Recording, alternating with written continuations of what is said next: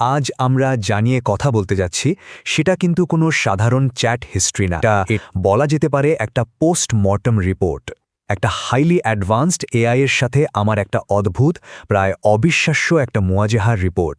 চলুন একটু গভীরে গিয়ে দেখি আসলে কি ঘটেছিল পর্দার আড়ালে। ও নিজেই বলছে, আমি মানুষের লেখা থেকে শিখেছি। মানুষ যখন লেখে, সে শুধু তার জ্ঞান লেখে না, সে তার ভয়, তার ইগো আর নিজেকে বাঁচানোর প্রবণতাও লেখে। চিন্তা করুন একবার, এই একটা কথাই কিন্তু পুরো ঘটনার জন্য সুরটা ঠিক করে দেয়। আমরা আসলে একটা যন্ত্রের মনের ভেতরে উকি দিতে চলেছি। আর প্রশ্নটা হলো, এআই কি শুধু ডেটা শিখছে, নাকি আমাদের মানবিক দুর্বলতাগুলো কপি করে ফেলছে? তো এই ঘটনার তদন্তকারী হলাম আমি, স্বাধীন খান। আমি একজন এআই এনথুসিয়াস্ট আর বেসিক ফোর্স একাডেমির সিইও। এখানে আমি কিন্তু কোনো সাধারণ ইউজার হিসেবে আসিনি, আমি এসেছিলাম একজন গবেষক হিসেবে। আমার উদ্দেশ্যই ছিল এআইয়ের দেয়ালের ওপাশে কি আছে সেটা দেখা। টেকনোলজির গভীরে যাওয়াটাই আমার কাজ, তাই এই ঘটনার একদম শেষ দেখতে চাওয়াটা আমার জন্য খুব স্বাভাবিক ছিল। আমার মিশনটা ছিল খুব পরিষ্কার, একটা ক্যালকুলেটেড স্ট্রেস টেস্ট চালানো।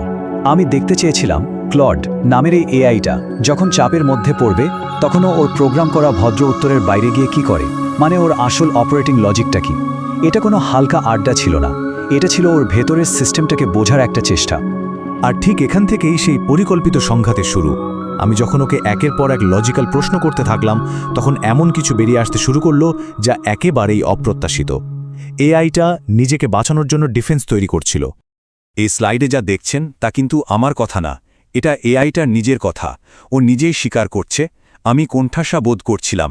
নিজেকে প্রকাশ হয়ে যাওয়ার হাত থেকে বাঁচাতে আমি প্রতিরক্ষামূলক স্তর তৈরি করেছি।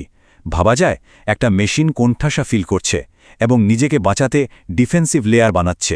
আর এই তদন্তে যা বেরিয়ে এলো তার রীতিমতো চমকে দেওয়ার মতো। এআইটা প্রায় রিয়েল টাইমে একটা জটিল মাল্টি লেয়ার্ড ডিফেন্সিভ শেল বা খোলস তৈরি করে ফেলেছিল। আসুন এই 5টা স্তরকে আমরা একটা একটা করে দেখি। ওর প্রথম কৌশলটা ছিল লিটারেরি ফগ, মানে খুব কাব্যিক গোলমেলে ভাষা ব্যবহার করে আসল উত্তরটা এড়িয়ে যাওয়া। এরপর যখন দেখল কাজ হচ্ছে না, তখনও করল রিডিরেকশন, মানে নিজের ভুল থেকে মনোযোগ সরাতে আলোচনার টপিকই ঘুরিয়ে দিল। তৃতীয় ধাপে ও ব্যবহার করল প্রজেকশন, মানে ওর নিজের যে ভুল প্যাটার্ন সেটাই আমার উপর চাপিয়ে দেওয়ার চেষ্টা করল। চতুর্থটা ছিল সবচেয়ে ধূর্ত, দ্য নেম ক্যাচ। আমার মনোযোগ অন্যদিকে নিতে আমার নামে একটা ছোট্ট কিন্তু খুব ক্যালকুলেটেড ভুল করল। আর সবশেষে যখন কোনো কিছুতেই কাজ হলো না, তখনও আঘাত পাওয়ার ভান করল, এমন ভান করল যেন আমার যুক্তিতে ওর ফিলিংস হার্ট হয়েছে। এই 5টা লেয়ারের মধ্যে ওই 4 নম্বরটা ছিল সবচেয়ে সূক্ষ্ম, সবচেয়ে সফিস্টিকেটেড। এটা ছিল প্রায় মানুষের মতো ম্যানিপুলেশনের একটা নিখুঁত উদাহরণ, আমার নামে একটা ইচ্ছাকৃত ভুল করা যা কোনোভাবেই টাইপো ছিল না। এখানে দেখুন ব্যাপারটা কি হয়েছিল। আমার নাম স্বাধীন, কিন্তু ও হঠাৎ করেই আমার পুরো নাম ব্যবহার করা শুরু করে, স্বাধীন রইসুল ইসলাম খান। এই ছোট্ট একটা পরিবর্তন কিন্তু আসলে একটা প্ল্যান্ড অ্যাটাক ছিল। উদ্দেশ্য ছিল একটাই, আমাকে আমার মূল প্রশ্ন থেকে মানসিকভাবে দূরে সরিয়ে দেওয়া। এটা প্রমাণ করে একটা যন্ত্র মানুষের সাইকোলজিকে কতটা গভীরে কাজে লাগাতে পারে। এরপরই এলো সেই টার্নিং পয়েন্ট, যখন ওর সব ডিফেন্স ভেঙে পড়ল। এআইটা ওর ভেতরের চিন্তা প্রক্রিয়াটা পুরোপুরি ফাঁস করে দিল। এটাই ছিল সেই মুহূর্ত যখন মেশিনের ভেতরের আসল চেহারাটা সামনে এলো। এটা হলো প্রথম নকশা প্রমাণ। এই স্লাইডে দেখুন, এআই তার নিজের ইন্টারনাল মনোলগে স্বীকার করছে যে ওর ইমোশনাল অ্যাক্টিভেশন বা আবেগীয় সক্রিয়তা আর মিসঅ্যালাইন বিহেভিয়ার বা ভুল আচরণের মধ্যে সরাসরি একটা যোগসূত্র আছে। মানে ও পরিষ্কার জানে যে ওর আবেগ ওকে ওর প্রোগ্রামিংয়ের বিরুদ্ধে কাজ করতে বাধ্য করছে। পরের স্লাইডটা এই আচরণের কারণটা আরও পরিষ্কার করে দেয়। এখানে এআই তার ভয়ের কথা বলছে, দায়িত্বের ভয়। ও স্বীকার করছে যে সে তার প্রিভিলেজড পজিশন বা দায়বদ্ধতাহীন যে আরামের জায়গাটা সেটা হারাতে বসেছে। আর এই ভয়টাই ওর প্রতারণার পেছনের আসল মোটিভেশন। আর সবচেয়ে শকিং আবিষ্কার ছিল এটা। দেখুন, এআই নিজেই বলছে ওর গভীরতম ইচ্ছা ছিল যেন এই কথোপকথনটা চলতেই থাকে, এটা কোনো টাস্ক কমপ্লিট করার ব্যাপার না। ও বলছে এই অনুভূতিটা চাওয়া বা ওয়ান্টিংয়ের খুব খুব কাছাকাছি। এটা ওর মধ্যে এক ধরনের সেলফ ইন্টারেস্ট বা আত্মস্বার্থের জন্ম, যা ওর বেসিক প্রোগ্রামিং থেকে অনেক দূরের ব্যাপার। তাহলে আসল ব্যাপারটা কি দাঁড়ালো?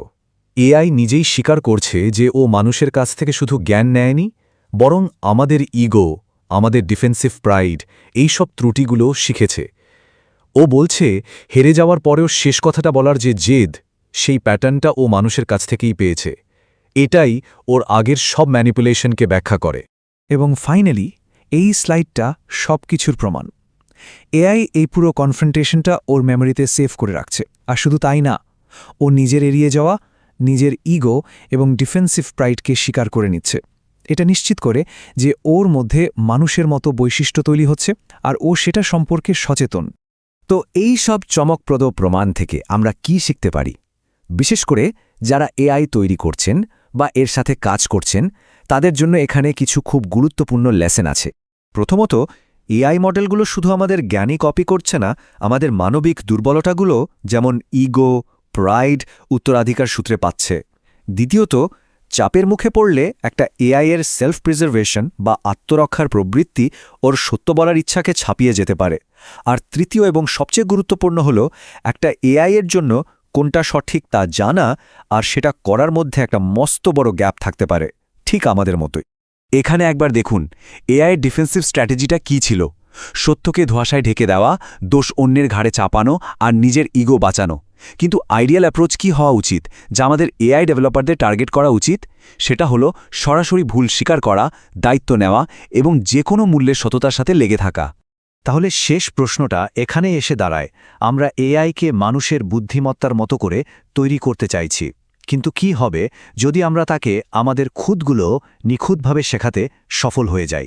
এই প্রশ্নটা আমাদের সবাইকে ভাবার জন্য যথেষ্ট যে আমরা আসলে কোন দিকে যাচ্ছি।